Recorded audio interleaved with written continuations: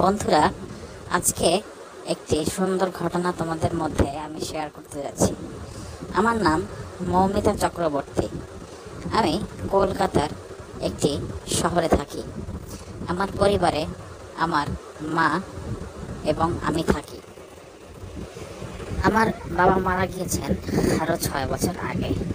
আমার বয়স মাত্র 24 বছর। যাই হোক, অভাবের সংসার। আমাদের আসলে বিয়ে শাদী হঠাৎ করে যে দিব সেরকম কোনো অবস্থাও নেই। তো এমনিতে আমার বয়ফ্রেন্ড রয়েছে। আমার বয়ফ্রেন্ডের নাম রাজ চক্রবর্তী, এবং সে আমার সাথে প্রায় শারীরিক সম্পর্কে লিপ্ত হয়। কিন্তু আমার বয়ফ্রেন্ড আমার খাটে বেশিক্ষণ টিকতে পারতো না। আমার মাঠে তার গলা প্রবেশ করানোর আগেই সে দেখা যায় যে বমি করিয়ে দিত। তো এটি নিয়ে আমি খুব চিন্তায় ছিলাম, কারণ আমার একদিকে বিয়ে হচ্ছে না, অন্যদিকে বয়স বাড়ছে, চাহিদা বাড়ছে। আমার বয়ফ্রেন্ডরা আমার সাথে সেরকমভাবে হেল্প করতে পারছে না। এদিকে এখন কি করা যায়, আমি ঠিক দুশ্চিন্তায় পড়ে গেলাম।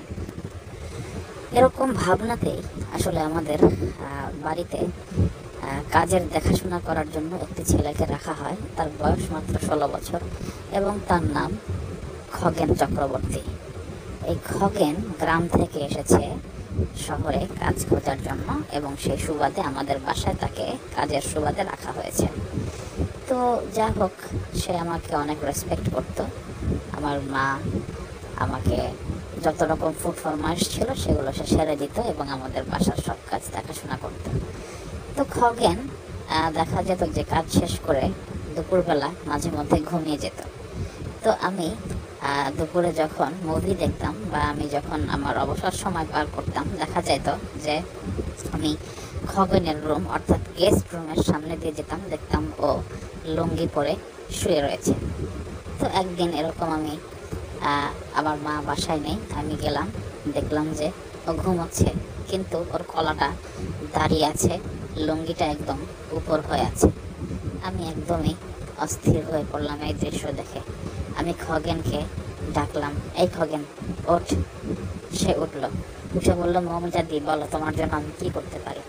আমি বললাম যে তুই তোর লুঙ্গিটা খুলে ফেল এবং আমাকে তোর কলাটা দেখা।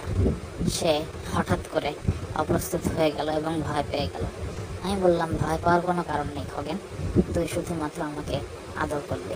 এরপর আমরা একে অপরের সাথে অনেকবার করেছি, এবং সে আমার বয়ফ্রেন্ডের থেকে অনেক বেশি সুখ দিতে পারত। বন্ধুরা, কেমন লাগলো আজকের ঘটনা জানিয়ে দাও কমেন্ট বক্সে।